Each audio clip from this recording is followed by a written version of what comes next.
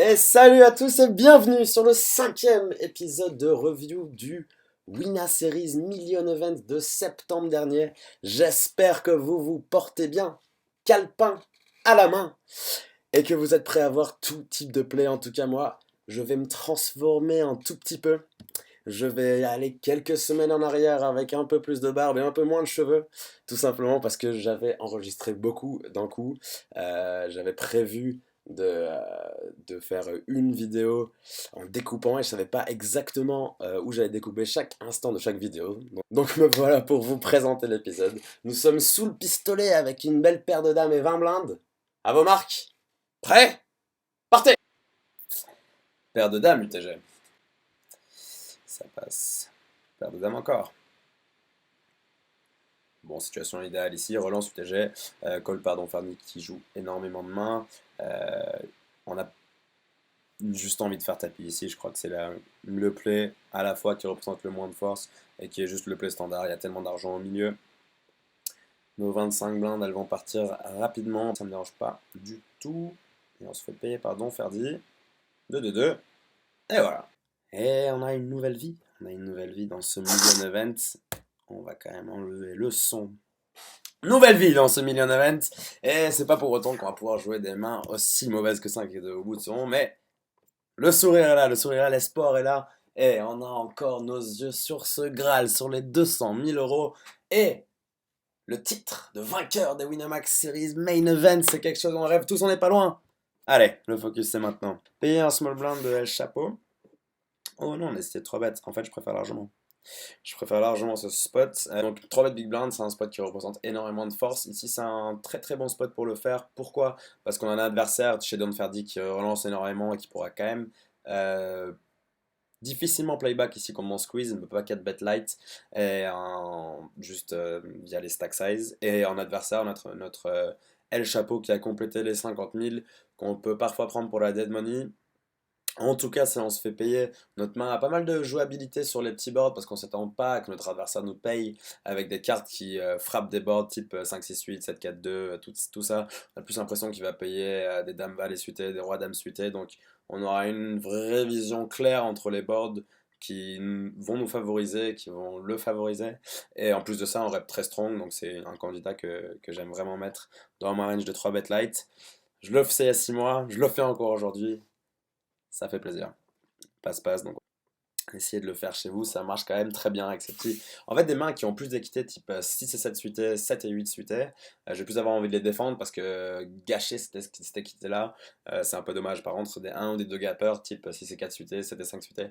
7 et 4 suités, je vais un peu chercher le côté loose, mais si on a envie de construire des ranges, c'est quand même des mains pas mal à mettre dans cette range de 3 bet light. Toute autre main, on a plus envie de défendre, prendre nos codes directs pour le pot, et voilà. Roi Valet off, ici, en small blind, c'est un fold. Ouais, c'est un fold. Assez évident. Paire de valets, relance de notre ami Baby Driver, et c'est à nous de jouer ici en middle position avec 40 blindes. Ok, déjà j'ai l'impression que notre adversaire va relancer une range strong. Pourquoi? Plusieurs raisons. En grosse blinde, on a le bon joueur très agressif, en tout cas chez Don Ferdi, qui a le chip lead, donc pas forcément envie de le jouer avec une large panoplie de mains. Ça, c'est le premier argument. Deuxième argument, on a 1, 2, 3, 4 stacks de 3 bêtes shove derrière nous, c'est-à-dire que on s'attend quand même un bon 20% du temps à se prendre un tapis 20 blindes sur nous, donc il faut qu'on ait une range qui se défende bien contre ça. Et moi, avec ma paire de valets, c'est pas une range contre laquelle j'ai envie de go broke. C'est-à-dire que j'ai l'impression que mon adversaire va relancer des dames valets suitées, des valets 10 suités, des rois dames suités. Mais bon, je bloque le bas des mains qu'il va relancer, mais il va surtout relancer 2 dames plus à ce roi, et c'est vraiment pas une range contre laquelle j'ai envie de go broke. Sur ce tournoi-là, si je le 3 bet et que je colle, j'ai même pas l'impression qu'il va partir à tapis avec paire de 9, paire de 8. Il peut hero fold, surtout UTG 1 contre middle position. C'est pas pareil que par exemple bouton contre small blind ou cut-off contre bouton, ou les ranges vont un peu plus s'élargir. Non, ici, s'il décide de me 4 bêtes à tapis, je vais vraiment faire face à une range très strong. Et 2 valets, c'est juste pas une bonne main. Euh, c'est juste pas une main qui se comporte bien contre cette range-là de 4 bêtes shove. À ce moment-là, encore pareil, de ce tournoi précisément. Les joueurs sont encore une fois plus tight sur ce tournoi que sur n'importe quel autre tournoi, disons sur un top 50 ou sur un rush hour. Je vais pas avoir du mal à 3 bet essayer un paire de valet 40 BBD pour Gobrock, ça ne me dérangerait pas, parce que je sais qu'il va y avoir tendance à plus de spions, en tout cas chez mes adversaires, que deep dans le day 2 du main event des Winamax Series. Donc ici, j'ai envie de me voir payer. C'est exactement ce que je fais. C'est la première raison. La deuxième raison aussi, c'est qu'on offre un bon spot de shove à nos 3 stacks derrière. Et si notre adversaire fold, on a un snap call évident pour 20 blindes. Et c'est intéressant aussi d'avoir quelques trappes du coup.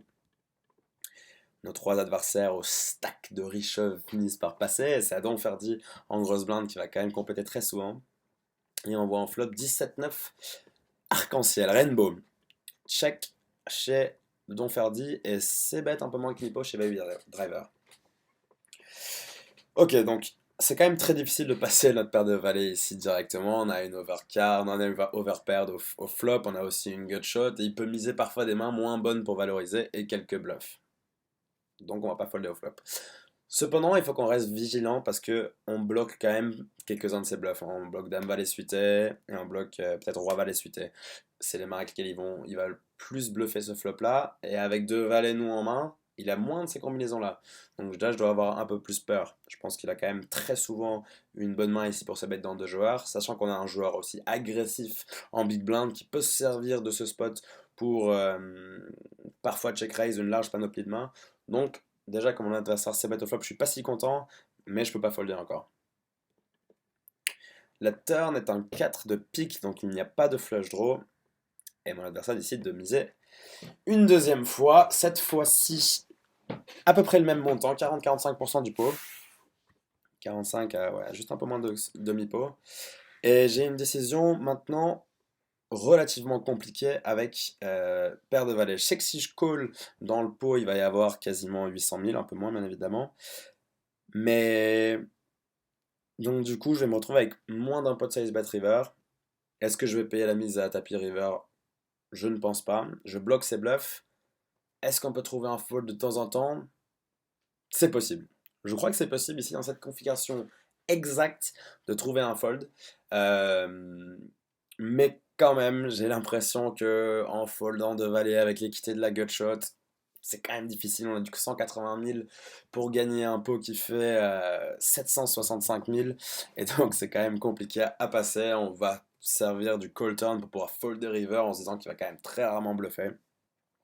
Et avec l'équité en plus de la gutshot, ça ne me dérange pas tant non plus de payer la turn. Je pense que ça reste le standard, même si parfois on peut chercher ce fold. On exploiterait complètement notre adversaire en foldant en disant qu'il n'y a juste jamais assez de bluff à ce moment-là du tournoi. Et pourquoi pas, c'est un play qui se défend. Mais en tout cas, il y a 6 mois, j'ai pas foldé. Et river, doublette du 10, qui est une carte intéressante.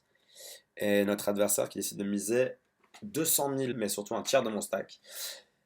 Et la décision me revient. Bon, maintenant, que faire? Que faire? Je bloque ses bluffs. Je pense déjà que sa range d'open préflop était très strong, avec des mains type paire d'as, paire de roi, paire de dame qui peuvent encore très bien être dans sa valuing range, mais même je dirais plus de roi de as. Je pense que j'ai la moins bonne main par contre, vu qu'il n'y avait pas de flush draw. Il faut que je trouve certaines mains à bluffer river. Il faut que je trouve certainement un bluffé, et peut-être que paire de 8 serait la meilleure main à bluffer parce que je ne bloquerai pas ses bluffs à lui, donc j'obtiendrai beaucoup plus de snap fold en bluffant à tapis. Mais paire de valet fait sens comme deuxième bluff, c'est-à-dire que je ne vais pas avoir énormément de mains ici, que je vais payer 2 fois pour fold des river. Je pense que si j'avais moi-même une main type dame valet suité, j'aurais tendance à folder la turn, mais j'aurais même pas flat préflop si souvent, donc j'ai vraiment pas beaucoup de dame valet suité dans ma range. Par contre, paire de 7, je l'ai complètement, paire de 9, j'ai complètement, 10 valet, j'ai complètement suité. Parfois as 10 suité aussi, que je vais pouvoir flat. Donc finalement, ça me fait beaucoup de mains qui ont une forte combinaison. Et si je fais tapis que avec ces mains-là, je serai un joueur complètement déséquilibré parce que j'aurai que des très bonnes mains pour faire tapis. Il faut que je trouve des bluffs et des bluffs qui ciblent certaines mains en particulier à faire folder. Et donc je trouve que paire de 8 et paire de valet ici font beaucoup de sens à bluffer, sachant que dans mes mains de value, comme je l'ai dit tout à l'heure, je vais avoir des brelans de 10, des fulls au 7 par les 10, au 9 par les 10, et donc du coup, en faisant tapis ici, je représente énormément de force. Tu comprends ça, Daniel, ou pas? Ouais. L'adversaire va avoir beaucoup de mal quand même à payer avec As de roi. Je ne vois très peu de bluff sur ce genre de board, et encore plus quand on a aussi peu entre guillemets de fold equity. Ici je shove 700 000 dans un pot qui en fait 1,6 million, lui il doit rajouter 450 ou 500 000 pour gagner un pot énorme. Il a juste besoin de 25 ou 20% de chance, il a besoin d'être bon 20%, 25% du temps pour que son call soit rentable. Simplement que je vois très très très peu de joueurs bluffer dans ce spot, et que donc du coup j'ai l'impression qu'il peut se dire, même avec deux As ou deux Rois, qu'il est derrière 100% du temps, ou au moins plus de 80% du temps, et il va pouvoir relâcher ses cartes. Une autre raison pour faire ce bluff, et je trouve que c'est une raison qu'on n'exploite pas assez, qu'on n'utilise pas assez, c'est l'importance du pot par rapport à mon tournoi et par rapport à ma stratégie de tournoi globale. Je me reprends. Ici, river, si je décide de folder, tout simplement en pensant que j'ai la moins bonne main, ce qui est un play tout à fait correct aussi, je me retrouve avec 25 blindes environ pour la suite du tournoi, et on est quand même à une situation où on est peut-être 100, 80, 80, 70 joueurs left, et je sais que avec 25 blindes, mes chances d'aller très loin dans le tournoi, en tout cas de toucher le top 3, sont réduites. Réduite tout simplement parce que je vais pas avoir beaucoup de jouabilité, et je vais être beaucoup card dependent. Ça va dépendre beaucoup des cartes que je vais recevoir, des confrontations que je vais avoir contre mes adversaires. Alors que si je fais tapis et que ça passe, je passe tout à coup à plus de 50 bébés. Ici, si je shove et que ça passe, je passe à 1,6 million sur des blindes 12-25, et tout à coup mon tournoi revit. Le bluff est important pour mon tournoi dans le sens où s'il passe, j'ai plus de chances d'accéder ce top 3, j'ai plus de chances d'accéder ces grandes places payées. Si c'était par exemple en début de tournoi où je fold, il me reste 80 bébés et qu'on est encore très bien en tournoi, mais je tente en bluff de l'espace, qui changera fondamentalement pas grand chose à mon tournoi parce qu'il reste 2000 joueurs et qu'on est très loin des places payées, c'est déjà beaucoup moins bon. Ici, ça peut changer tout mon tournoi, ça me donne un meilleur stack pour poursuivre la suite, et donc du coup ça devient fondamental de bluffer dans les bons moments, dans les moments difficiles, et je pense que ça en fait partie. Et mon adversaire a tanké, je me souviens, toute sa time bank.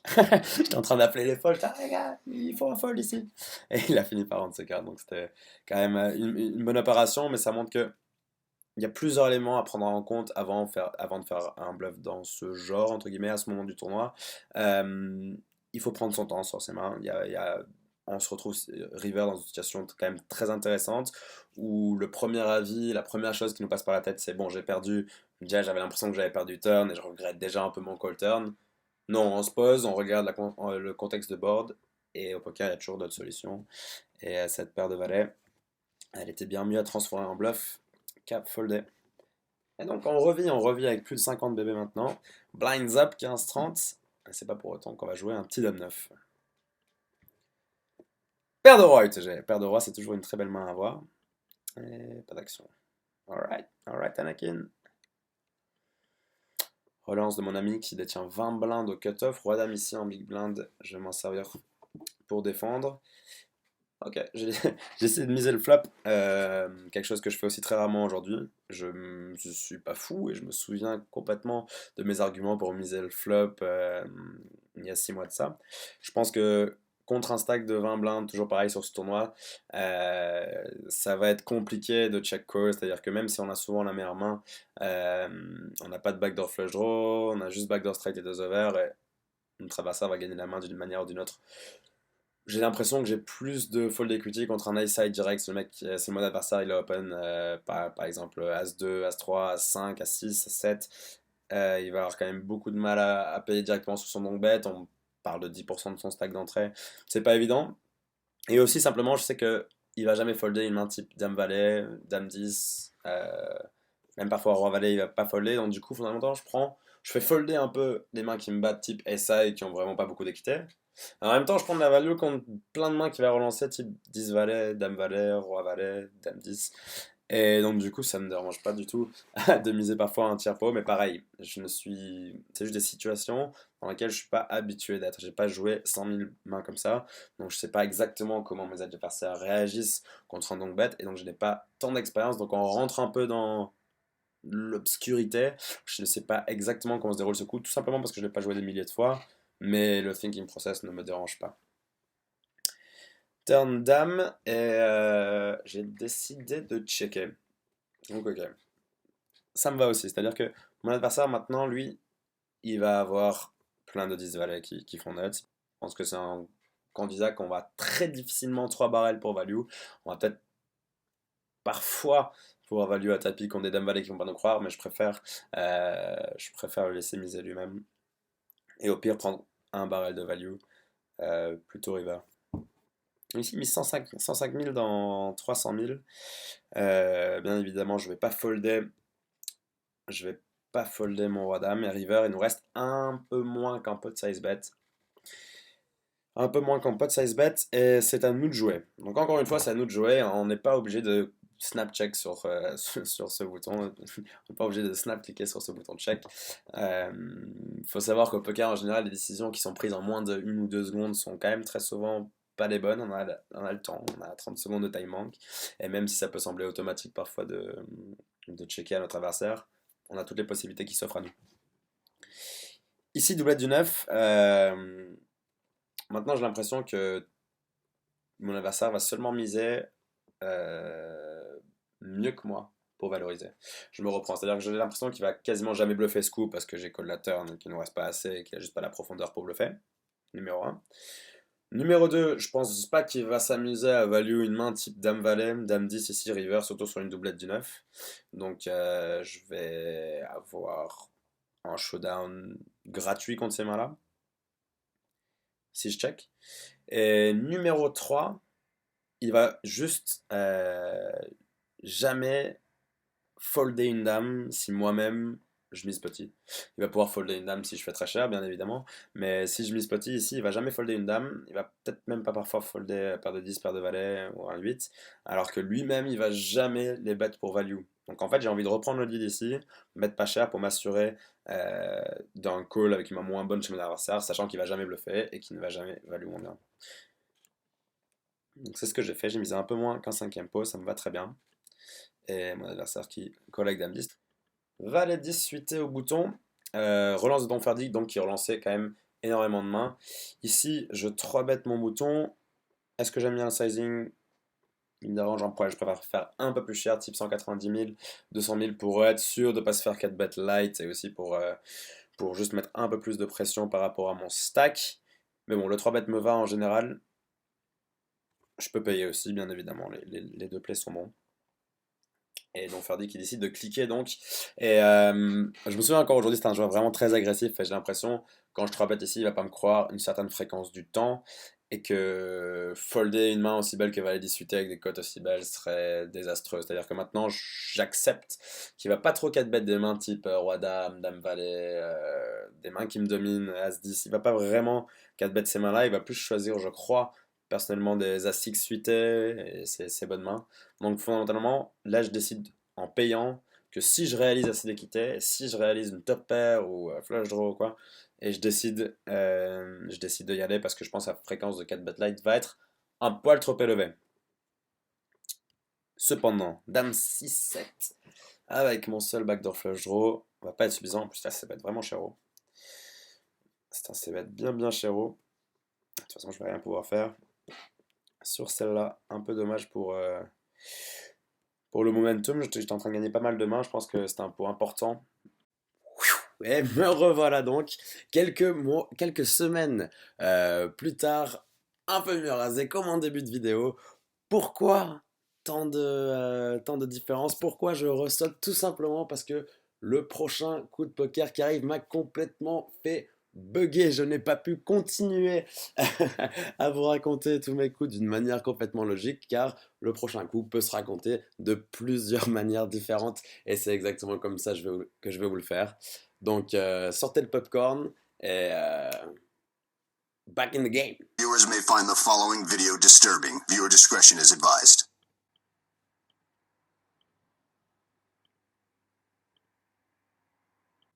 Alors ici, sans mon backdoor flush draw, j'aimerais bien voir check fold.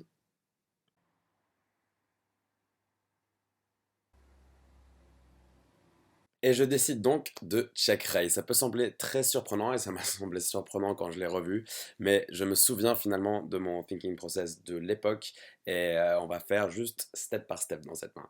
Donc au flop, je pense tout simplement que mon adversaire qui limp au cutoff ne limp pas suffisamment de mains très fortes. Il va limper beaucoup de mains avec lesquelles il va pas vouloir partir à tapis. C'est pas des joueurs super équilibrés dans leur limp ici, à 50-60 joueurs restant du million event. Et par contre, je pense qu'une tendance fait que beaucoup de joueurs vont bet automatiquement sur ce flop As-3 5 avec un flush draw. Euh, Moi j'ai checké ma big blind, donc du coup j'ai beaucoup de combinaisons qui ont complètement loupé, avec lesquelles je vais folder très souvent, mais je pense que folder 100% des combinaisons qui n'ont jamais touché est une erreur. Est une erreur pourquoi? Parce qu'en checkant notre big blind, ici on a bizarrement un avantage de nuts. Lui ne va jamais limper 4 et 2, et moi je vais checker mes 16 combinaisons de 4 et 2 qui font nuts sur ce board, donc on a finalement un avantage de nuts. En checkant notre small blind, je pense qu'il faut créer maintenant des bluffs pour exploiter la tendance de bet de notre adversaire sur ce flop pour exploiter le fait qu'il va bet trop souvent ce flop. Maintenant, est-ce que je préfère utiliser un bloqueur pique ou un backdoor quinte? Bien évidemment. J'ai un petit backdoor quinte avec mon set, j'aurais pu trouver une main moins bonne à check raise, mais voilà, on n'est pas dans la même situation de ce tournoi à ce moment précis. On ne sera pas dans cette situation 150 fois, c'est très dur de au poker, voir le long terme dans tous ces tournois qui se jouent une fois tous les 3 mois où on a finalement des occasions très rares. Ici, je décide donc du coup de check raise avec quasiment toutes mes mains qui n'ont pas touché car je crois que mon adversaire va beaucoup trop. C'est bête entre guillemets ou prendre le lead en bluff sur ce board. On passe à la suite.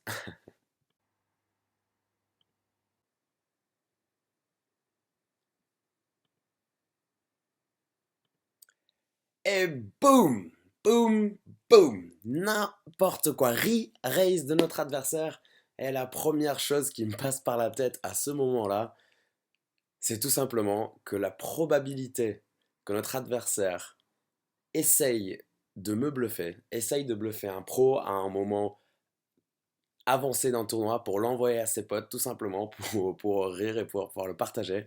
Et la probabilité de ça est supérieure à la probabilité qu'il ait une excellente main sur ce board, tout simplement. J'ai l'impression que c'est un bluff que notre adversaire va faire, qui va pas risquer grand chose parce qu'il sait que moi non plus je représente pas grand chose dans cette main et que c'est contre moi et que je me dis il y a de grandes chances qu'ils veulent juste se faire kiffer. C'est simple. Moi ça m'est déjà arrivé, j'ai déjà été dans cette même situation il y a à peine 2 ans. Je suis désolé Sylvain si tu m'écoutes, mais si t'as reçu un bluff un peu bizarre d'un mec qui t'a paru fishy il y a quelques années, bah c'était peut-être moi que j'envoyais cette main à mon pote et je lui disais écoute-moi, j'ai bluffé loosely dans ce spot, machin, c'était marrant et tout. C'est des choses qui arrivent, c'est des choses qui arrivent et à ce moment-là du million event, je pensais que c'était le cas. C'est pas évident de continuer dans cette main, c'est pas évident. Et la plupart du temps, évidemment, je vais juste snap fold, je vais même pas raise au flop. Mais j'étais complètement pris. J'étais pris et maintenant, la décision me revient à moi et je vais complètement me polariser. C'est-à-dire que je veux représenter mon 4 et 2 que j'ai checké en big blind. Je pense que mon adversaire va snap fold très souvent si je peux potentiellement résister et 4 bet le flop. Mais c'est pas très GTO tout ça, vous allez me dire. Eh ben non, parfois on peut s'amuser au poker, parfois on peut dévier des standards, dévier de ce qu'on a appris juste en se basant sur quelques petits détails qu'on voit dans la main. Et ici, je me suis clairement level en me disant que mon adversaire voulait bluff en pro. Je décide donc de re-raise à 300 000. Wow, well, they just don't stop. No. You know, when you lose all your chips, they don't give you any more. Et donc, notre adversaire s'acquitte de la somme qui, bien évidemment pour nous les amis, est une mauvaise nouvelle. Une mauvaise nouvelle maintenant, on sait qu'il n'était pas dans la catégorie vouloir own en pro, il était dans la catégorie value, il est en train de valoriser une main en flop. Maintenant, détaillons exactement sa range. Il ne peut pas avoir flush draw dans ce coup. Pourquoi il n'a pas flush draw? Parce que simplement par expérience, je ne vois quasiment jamais des joueurs re-raise flush draw à sa place par peur tout simplement de perdre son équité quand moi je vais 4 bêtes plus cher ou quand je vais 4 bêtes à tapis. C'est un peu un suicide de re-raise flush draw et de folder sur un re-raise. On a mis beaucoup trop d'argent et beaucoup trop d'équité. Donc personne vraiment le sait. Ça semble même intuitif de payer en position avec flush draw. Donc on sait qu'il n'y a pas ça. Et on sait que maintenant il a soit paire de 3 qui est à l'impay, paire de 5 qui fait un peu de sens, A5 suité ou As3 suité qui peut faire de belles paires de temps en temps, et une fois de temps en temps paire d'As. Toutes ces mains-là, constitue sa range. Je ne vois pas une autre main possible que notre adversaire peut avoir. Donc maintenant, je vais juste jouer les turns différentes. Moi, c'est pas grave ce que je représente parce que je me mets dans la tête de mon adversaire. C'est beaucoup plus important de essayer de comprendre comment réfléchit notre adversaire plutôt que nous-mêmes essayer de représenter quelque chose. Parce que si notre adversaire réfléchit pas au jeu pareil que nous, il ne va pas comprendre ce qu'on essaye de représenter. Donc c'est beaucoup plus intéressant et même ouais, beaucoup plus marrant d'essayer de se mettre dans la tête de l'adversaire. Et ici, si on a As5 suité, As3 suité, paire de 3, paire de 5 ou paire d'As, on se dit tous une chose dans notre tête: me mettez pas un pick turn, ou mettez-moi en full directement, parce que déjà j'étais pas content de payer le 4 bet au flop. Maintenant je veux un peu de sécurité. Et la turn arrive, 4 de pique. Et juste de la manière dont je constitue sa range, je trouve maintenant impossible pour moi de ne pas continuer à bluffer ce coup. Je n'ai quasiment aucune main qui fait pas de sens. J'ai mon logo Team Pro Winamax, je suis au courant que j'ai mon logo Team Pro Winamax, donc personne va se dire ici que j'ai rien du tout, ça n'existe pas. Personne va dire il a garbage, genre set off. Non, non, non, ça n'existe pas. Et c'est pour ça que ça peut être intéressant de temps en temps, et vraiment de temps en temps, de se servir de ça. Ici, j'ai quelques-uns de mes semi-bluffs aussi qui sont rentrés. Si j'ai décidé de raise avec un 2, mes 2 font quinte, mais aussi j'ai des flushs potentiellement dans ma range. Mais surtout, notre adversaire, c'est la peur qui va prédominer maintenant. Et je pense que je n'ai pas besoin de risquer beaucoup de jetons pour gagner sur cette turn, parce que mon adversaire va juste fold très rapidement. Déjà qu'il n'était pas rassuré lui-même au flop par l'action. On n'est jamais dans des spots comme ça, ils sont très peu communs finalement. Maintenant, je crois vraiment qu'il va pouvoir abandonner sa main très souvent sur un bet turn. On a le droit aussi de sortir de temps en temps des lignes standards, des lignes classiques qui nous semblent parfaites, qu'on a apprises. Le poker est un jeu où les meilleurs joueurs sont ceux qui font le moins d'erreurs et tout le monde essaye de simuler ce qu'en font les meilleurs joueurs. Parfois, il faut accepter de pouvoir faire des erreurs et parfois, il faut accepter de dévier des normes, des tendances, juste si vous sentez quelque chose d'étrange et que vous allez aller avec votre intuition. Ici, j'ai dû changer d'avis 5 fois pendant la main, mais c'est pas grave. Je ne suis pas obligé de jouer mes mains toutes de manière pareille, toutes de manière identique, pardon, et surtout dans des moments importants dans des tournois. Il faut essayer de pas se mettre une pression, pas se mettre une pression de comment vont voir votre play, comment votre play va être paru par vos amis. Vous imaginez bien que si moi j'avais peur de la vie quand on est sur ma main, je n'aurais pas revu ce million event, ou du moins j'aurais regardé toutes les mains en avance pour être bien sûr que j'avais pas trop de mains qui ne faisaient pas de sens. Donc je crois que c'est vraiment important de se faire confiance, de travailler son jeu non-stop, travailler son jeu sans cesse, mais aussi avoir ce petit brin de folie, essayer de dévier des standards qu'on vous a toujours appris, parce qu'il n'y a pas qu'une seule manière de jouer au poker. Il n'y a vraiment pas qu'une seule manière, et ça c'est important de le savoir. Donc je vais mettre la turn 250 000, je tourne en 707 000, donc juste pour revenir sur des bases un peu mathématiques, je m'offre quand même une belle cote, c'est-à-dire que le pot est important, il est important pour mon tournoi. Il faut que mon adversaire fold juste 30% du temps pour ce bet soit rentable. Je dis pas pour qu'il soit bon, je dis qu'il soit rentable sur le court terme. Je pense que ça va être suffisant. Je pense que j'ai beaucoup de fold equity, beaucoup de crédibilité. Je pense que sa range est devenue beaucoup plus weak sur cette turn. Je bête, mon adversaire finit par folder, et c'est sur cette magnifique main que je vais vous laisser, et que ce 5e épisode, cet avant-dernier épisode de mon Deep Run s'achève. C'était un épisode plein de surprises, je crois. C'est un épisode plein de mains différentes, j'espère que vous avez apprécié. En tout cas, si vous avez des questions, si vous avez des doutes par rapport à certaines mains que j'ai jouées, n'hésitez pas à me contacter en privé sur Facebook ou sur Twitter. Je réponds de manière récurrente, ou j'essaye du moins de faire de mon mieux. Euh, je vous souhaite une excellente fin de semaine, et à la semaine prochaine pour la dernière vidéo. Allez, ciao tout le monde.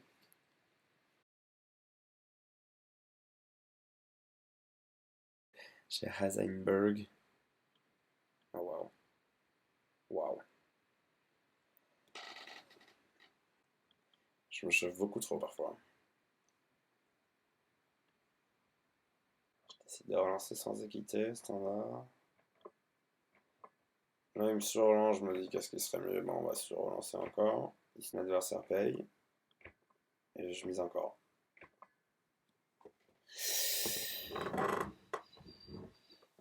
Oh là là là là là là là là là.